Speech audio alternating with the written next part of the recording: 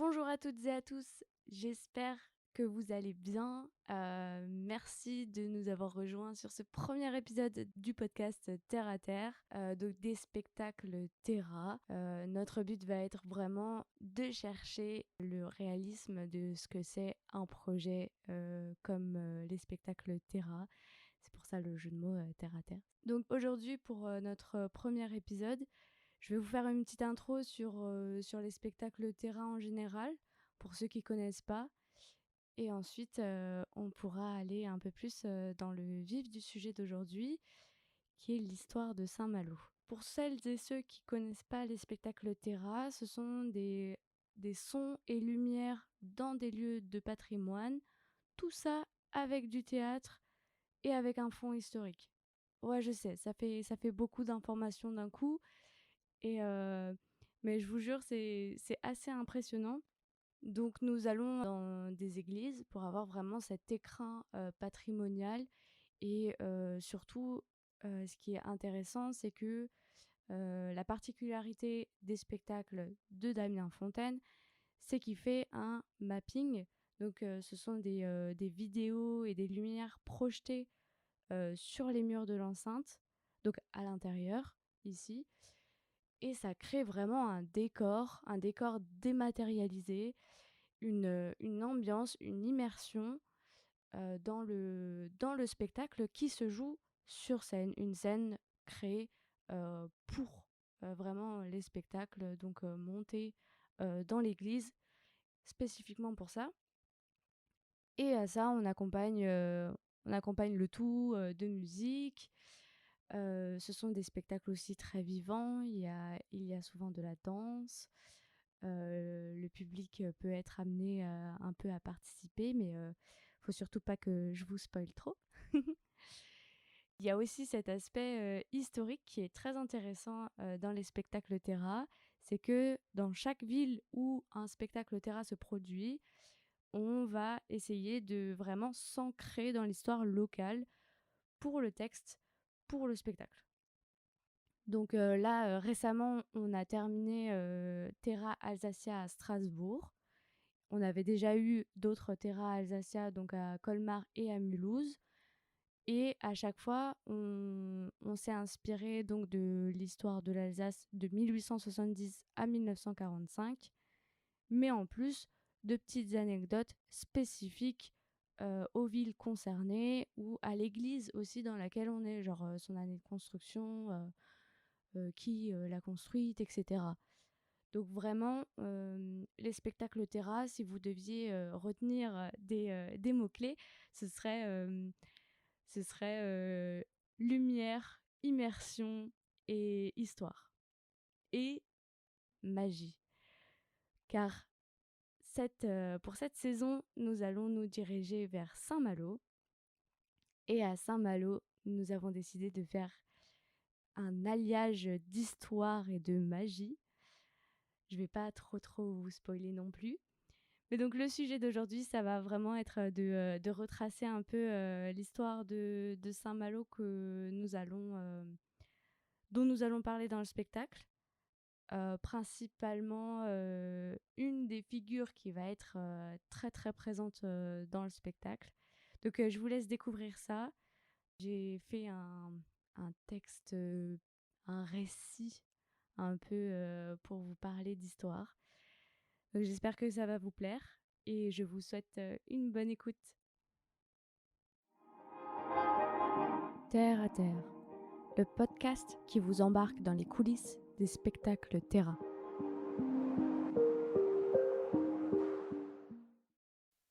Si je vous dis Saint-Malo, vous pensez peut-être aux remparts, à la mer, aux vacances, à une ville où on vient respirer, prendre le large, ralentir un peu. Mais derrière cette image de carte postale, il y a une autre histoire. Une histoire de guerre, de commerce et surtout de corsaires. Parce que Saint-Malo, pendant plusieurs siècles, ce n'est pas juste une ville tournée vers la mer, c'est une ville qui vit par la mer. Et c'est cette histoire qui continue d'alimenter notre imaginaire que nous allons entendre aujourd'hui. Dans cet épisode, on va remonter le temps jusqu'au XVIe siècle. comprendre qui étaient vraiment les corsaires, pourquoi ils ont marqué Saint-Malo et comment leurs histoires résonnent encore aujourd'hui. Parce que parfois, il suffit d'un livre, d'un souvenir ou d'un personnage un peu trop vivant pour que le passé refasse surface.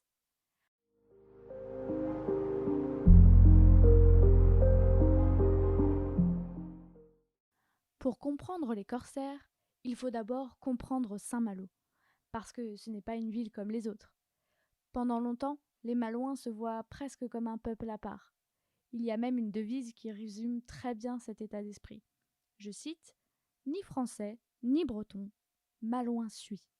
Un mantra digne de Maître Yoda. Une manière de dire on dépend plus de sa terre natale, de la ville de Saint-Malo, que du royaume de France. Et ça se voit très concrètement dans l'histoire de la ville, car cette devise pourrait bien dater de la fin du XVIe siècle, lorsque la ville proclame sa république indépendante en raison de la montée au pouvoir d'Henri IV, un roi protestant. Jusqu'à finalement que ce dernier se convertisse au catholicisme en 1594, soit 4 ans plus tard, et que les Malouins négocient une absolution pour cette incartade et des avantages sur les taxes pour les 6 prochaines années. Malgré ces tensions, Saint-Malo prospère. Grâce à quoi ? Grâce à la mer. Le commerce avec l'Espagne, les expéditions vers les Indes, la pêche à Terre-Neuve. La ville s'enrichit et cet argent, il se voit dans ses remparts, dans ses fortifications, qui sont d'ailleurs commencées par Vauban au XVIIIe siècle, mais aussi dans les navires. Cependant, cette richesse a un revers. La ville est dense, fragile, exposée aux incendies à cause des maisons collées les unes aux autres, aux épidémies aussi, dues au peu d'air frais qui circule, alors qu'aujourd'hui on qualifierait Saint-Malo d'une ville plutôt venteuse. Et surtout, elle dépend énormément du commerce maritime. Donc, dès que la guerre perturbe les échanges, et cela arrive, tout vacille. Et c'est précisément dans ces moments-là que les corsaires entrent en scène.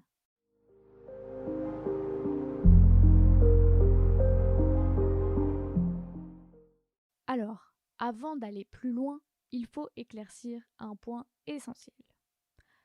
Corsaire, ce n'est pas pirate. Le pirate, lui, il agit pour son propre compte. Il fait ses propres vengeances dans son coin, sans être porteur de ce qu'on appelle une lettre de représailles, qui est un acte public autorisant ce genre de combat.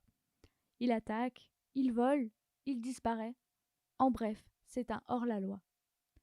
Le corsaire, au contraire, agit avec l'accord de l'État. Il possède ce qu'on appelle une lettre de marque ou une commission, qui l'autorise officiellement à attaquer les navires ennemis. En clair, le pirate est un voleur, le corsaire est un outil de guerre. Et ça change tout. Parce que dans la France de Louis XIV, maintenir une grande flotte militaire coûte extrêmement cher. Alors bien sûr, on trouve une solution. Déléguer une partie de la guerre en mer à des marins privés. Ce qui fait progressivement passer les pirates du côté corsaire. C'est ce qu'on appelle la course, menée par des armateurs. Et à Saint-Malo, cette pratique va exploser. Pourquoi ? Parce que la ville est déjà parfaitement tournée vers la mer. Elle a des navires, des armateurs, des équipages et surtout une culture du commerce très développée. Quand la guerre arrive, les armateurs ne s'arrêtent pas. Finalement, ils s'adaptent. Plutôt que de subir les pertes de leurs marchandises, ils investissent leurs capitaux dans la course. Vaut mieux ça que absolument tout perdre et ne rien faire. Et là, tout change. Les navires partent toujours en mer, mais avec un objectif différent. Attaquer le commerce ennemi, s'emparer des marchandises, désorganiser l'économie adverse. Et surtout, espérer revenir riche. Quand un navire est capturé, sa cargaison est vendue aux enchères et l'argent est partagé. Une partie pour l'État, évidemment, environ un tiers, une partie pour l'armateur, un autre tiers, et le reste à partager pour l'équipage selon leur rôle. Par exemple, un capitaine n'a pas la même part qu'un jeune mousse. Mais attention, ce n'est pas l'aventure qu'on imagine. La réalité est beaucoup plus rude. Et d'ailleurs, les combats sont assez rares.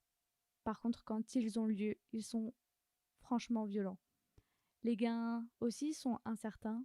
On ne sait pas avec quoi on va revenir. On ne sait même pas si on revient. Les missions sont longues. On se languit des gens de notre famille. Et les risques énormes. Beaucoup de marins finissent blessés ou prisonniers en Angleterre, qui est le principal ennemi des corsaires malouins, avec les Hollandais. Et malgré ça, la course continue de fasciner.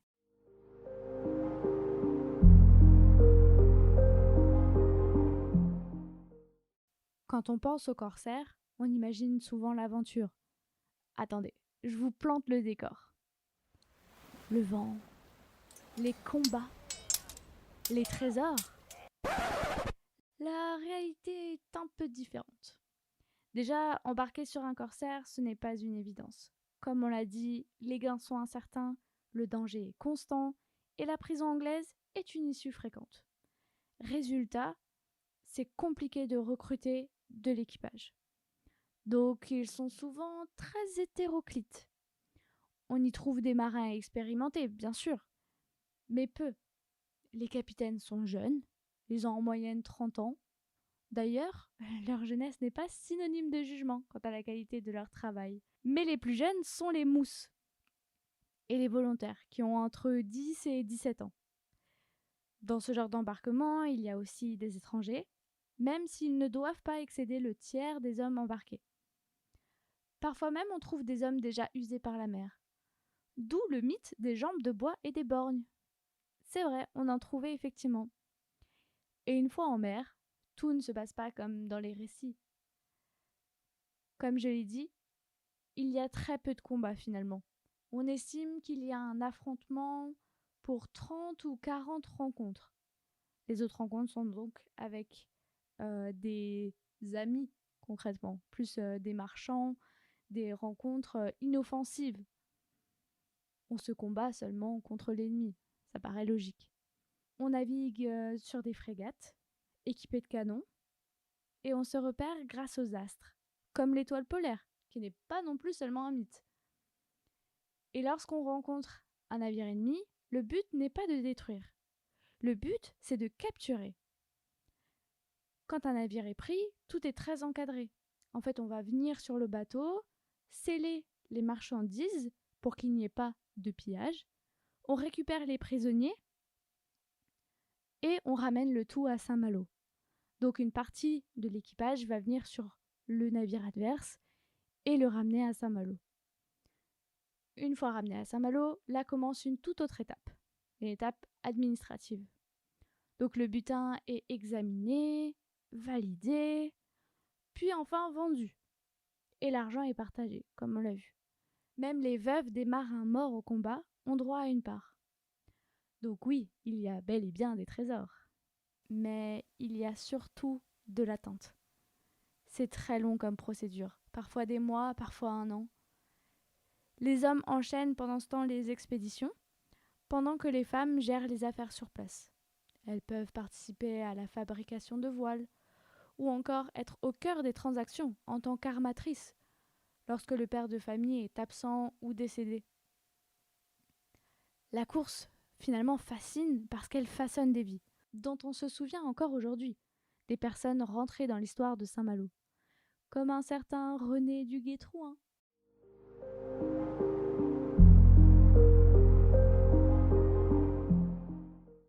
Duguay-Trouin, né en 1673 et mort en 1736, c'est un peu l'archétype du corsaire malouin. Mais au départ, rien ne le prédestine vraiment à devenir un héros de course. C'est un jeune homme bagarreur, assez turbulent, car il ne se fait pas sans mal, et c'est pour ça que sa mère décide donc de l'envoyer en mer pour calmer ses ardeurs. Son père était armateur et donc à sa mort, c'est sa femme, la mère de Duguay-Trouin, qui prend la relève, ce qui était assez courant comme je l'ai dit auparavant. Donc c'est elle qui prend la décision de mettre Duguay-Trouin en tant que volontaire sur un navire. Les débuts de Duguay-Trouin ne sont pas glorieux. Mais quand même, il a son premier commandement à 18 ans, qui est un échec.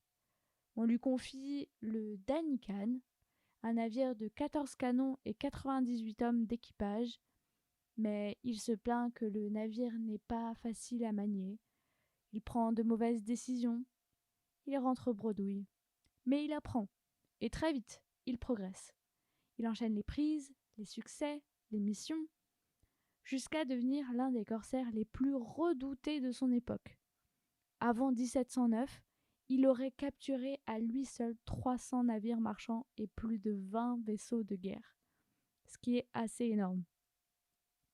Et surtout, il participe à une opération spectaculaire, la prise de Rio de Janeiro en 1711.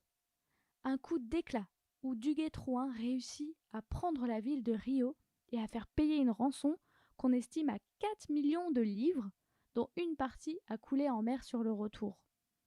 Aujourd'hui, on pourrait estimer cette somme à un peu moins, attention, tenez-vous bien, de 200 millions d'euros. C'est le coup du siècle qui lui vaut d'être reçu par Louis XIV à Versailles.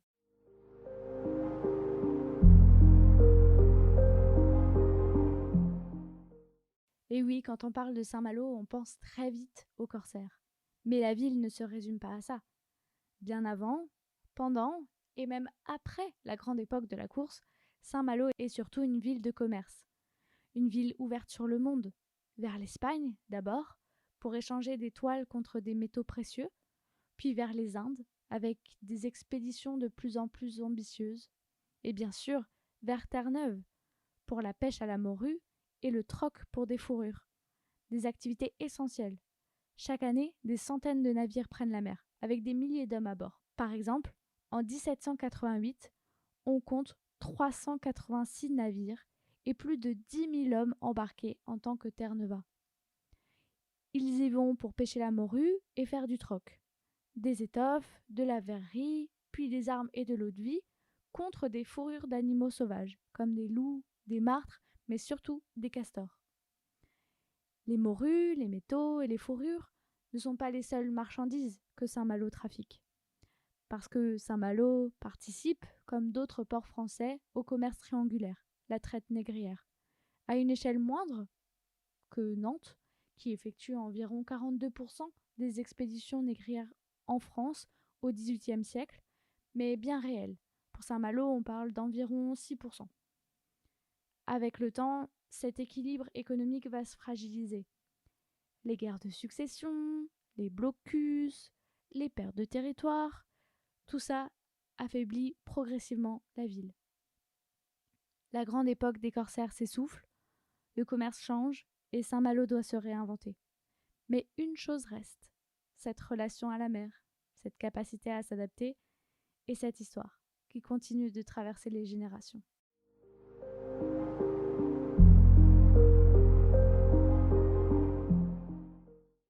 Aujourd'hui, les corsaires ont disparu. La course est abolie en 1856, alors même que les activités ont déjà cessé depuis 1815 environ. Saint-Malo a changé, mais la ville reste marquée par cette histoire. Dans ses murs, dans ses récits, dans son imaginaire. Et parfois, il suffit d'un livre, d'un souvenir, pour que tout ça revienne à la surface. Pour que les personnages reprennent vie, pour que les époques se mélangent. Et c'est exactement ce que propose Terra Alessia. Une plongée dans cet univers, où l'histoire et l'imaginaire se rencontrent. Sans tout révéler, on peut déjà dire une chose. Les corsaires ne sont peut-être pas aussi loin qu'on ne le pense. Certaines histoires n'ont jamais vraiment disparu.